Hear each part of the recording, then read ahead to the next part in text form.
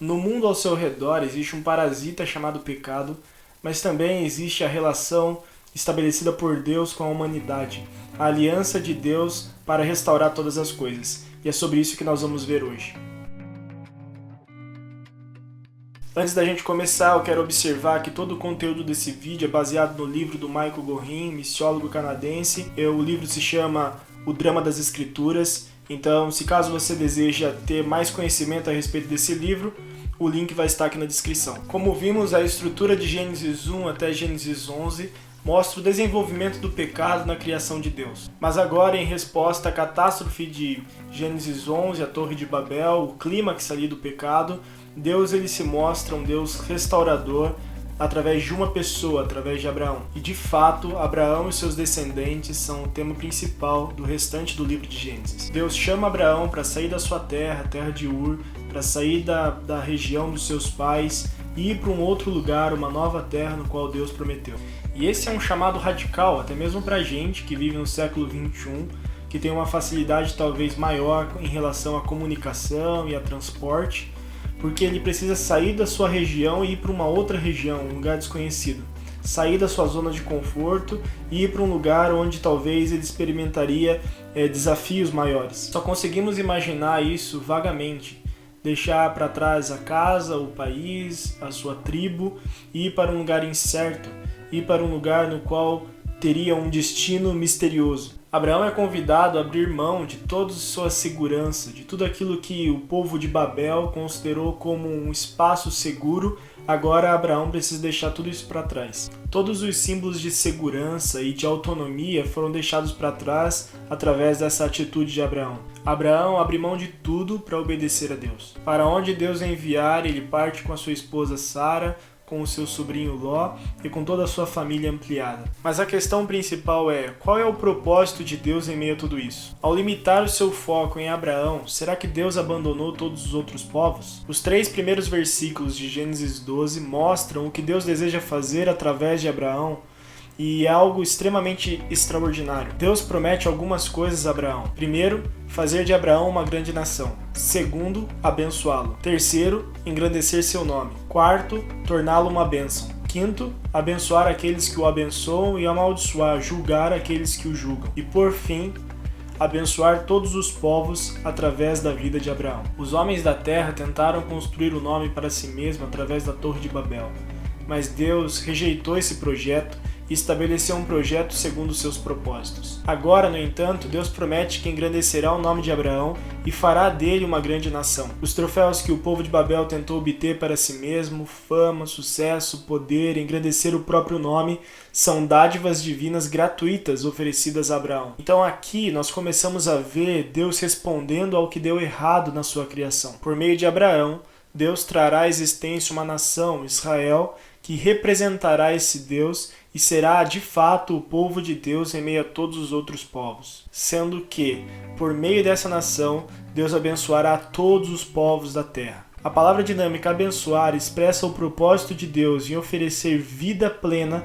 para todas as suas criaturas na criação. A palavra amaldiçoar, em contraste, revela o juízo de Deus quando criaturas não correspondem aos propósitos de Deus para elas. Então, as palavras de Gênesis capítulo 12, versículo 1 até o versículo 3, abençoar, mostram de fato qual é o propósito de Deus para Abraão e para as coisas que Deus vai fazer através de Abraão ao longo da história. A título de curiosidade, a repetição quíntupla da palavra abençoar faz um contraste com Gênesis capítulo 1 até Gênesis capítulo 11, com a palavra amaldiçoar, que também aparece 5 vezes durante esse período. A maldição ou juízo de Deus significou para a humanidade a perda da sua liberdade, sua aversão ao solo, seu antagonismo de um para com o outro e sua degradação moral e espiritual. Dessa forma, a repetição de abençoar de Gênesis 12, versículo 1 até o versículo 3, mostra o projeto de Deus de anular o juízo para a humanidade e para a criação. Deus ainda está agindo para restaurar o seu propósito de bênção para tudo que ele criou. E Abraão será o personagem principal, o instrumento de Deus para a restauração do mundo e todas as coisas no qual Deus criou. Através de Abraão, Deus vai fazer com que o seu projeto de restauração se concretize no meio da humanidade. Por meio de Abraão, todos os povos da terra serão abençoados. Deus limita o seu foco redentor a um só homem, a uma só nação, mas o seu propósito é atingir todas as pessoas por intermédio desse um só homem, dessa uma só nação. Por isso, podemos perceber que a promessa divina a Abraão de restauração é uma promessa não apenas a Abraão, mas a todas as pessoas, inclusive chegando em mim e chegando em você. Não importa se a criação está toda corrompida, Deus vai executar o seu projeto de restauração de todas as coisas. E a primeira lição que a gente tem que tirar de tudo isso é que essa promessa se concretizou na pessoa de Jesus e na vida da igreja. A missão de Deus de restaurar todas as coisas já havia começado em Gênesis 12. Hoje podemos concluir que Deus não irá usar a vida de Abraão, mas irá usar aquele que veio da linhagem de Abraão, Jesus. E não irá usar Israel, mas o povo que veio da linhagem dessa nação, a igreja. Por isso, a primeira lição é que Deus está restaurando a criação por meio da vida, morte e ressurreição de Cristo no seu reino, através da família do Messias. Uma comunidade que vive os princípios e valores do reino, uma comunidade que brilha perante a sociedade, uma comunidade que vive como povo de Deus, sendo que tem o seu Deus como um Deus próximo. Podemos concluir que, de fato, um novo reino está entre nós. Voltando para Abraão, podemos perceber o que está sendo colocado aqui é uma ação, uma marcha de Deus para restaurar todas as coisas.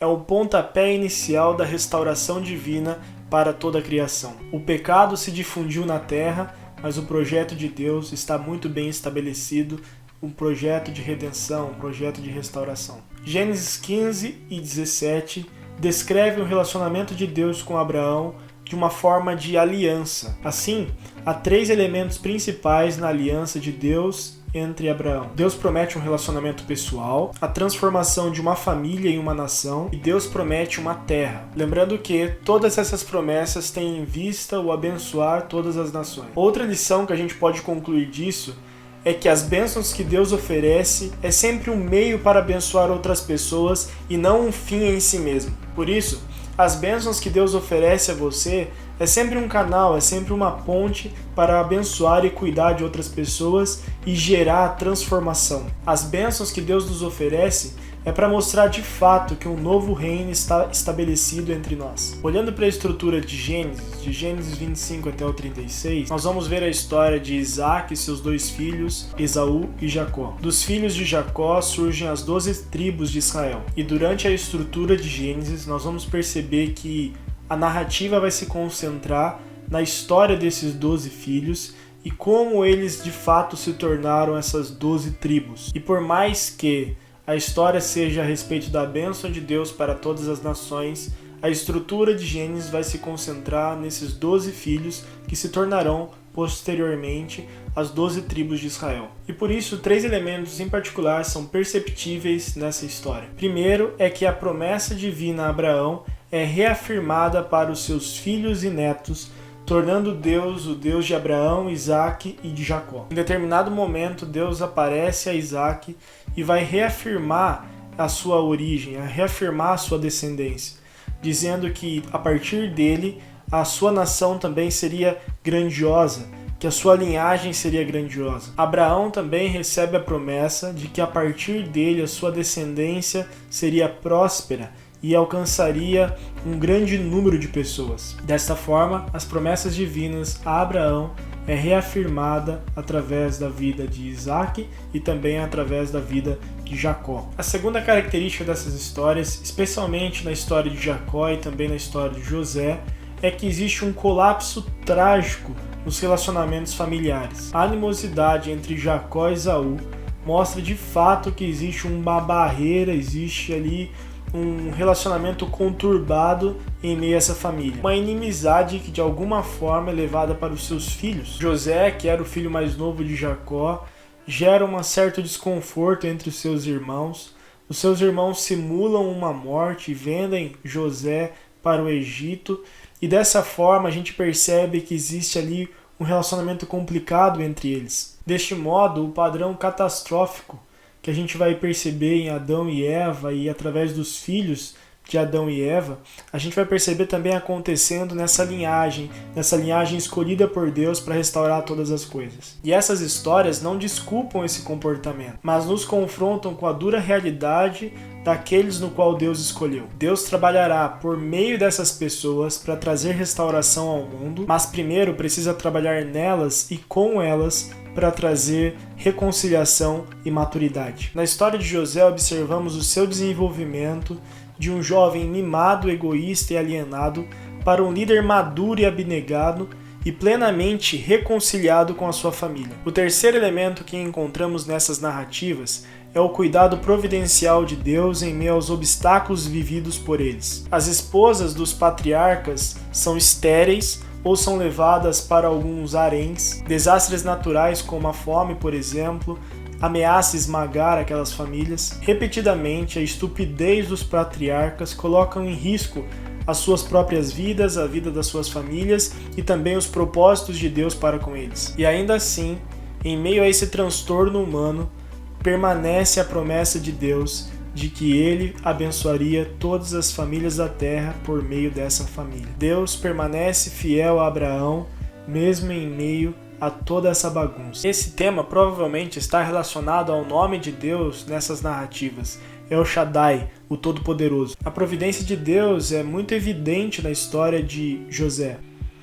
Em Gênesis 45, 5 até o 7, José reconhece que tudo o que aconteceu a ele foi ordenado por Deus para preservar um remanescente nesta terra e para salvar-lhes a vida com um grande livramento. Em Gênesis 50, 20, José tranquiliza seus irmãos após a morte de seu pai, dizendo: "Vocês tiveram a intenção de me prejudicar, porém a intenção de Deus foi para o bem, para realizar o que agora está sendo feito, ou seja, salvar muitas vidas." Dessa forma, podemos concluir que em meio ao mundo caótico, Deus compra a briga do seu povo.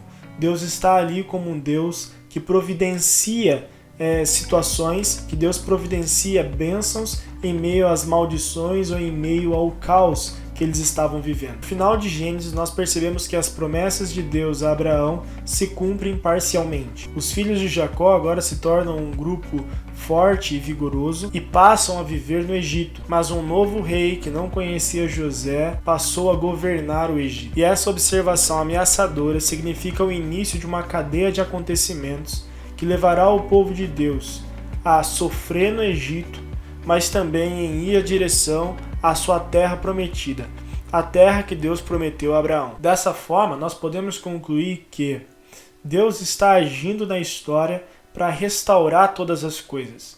Quando a gente olha para Abraão, a gente não vê ali apenas um personagem, um herói da fé ou coisa do tipo. A gente vê um homem que Deus escolheu para iniciar o seu projeto de transformação na humanidade. E nós notamos também que, apesar da humanidade ter perdido a sua liberdade, ter um contato hostil com a criação, de ter um relacionamento conturbado um com o outro, de perder seu aspecto moral e espiritual, ainda assim Deus está agindo na história. E dessa forma nós percebemos que através da aliança, Deus promete um relacionamento pessoal, Deus promete transformar uma família em um povo e Deus promete uma terra. E que a partir desse relacionamento pessoal, a partir dessa relação entre Deus e seu povo, nós vamos perceber que todas as pessoas da terra serão abençoadas a partir de. Por isso, você precisa saber que o reino de Deus ele é inaugurado na pessoa de Cristo. Mas esse projeto ele não começou ali.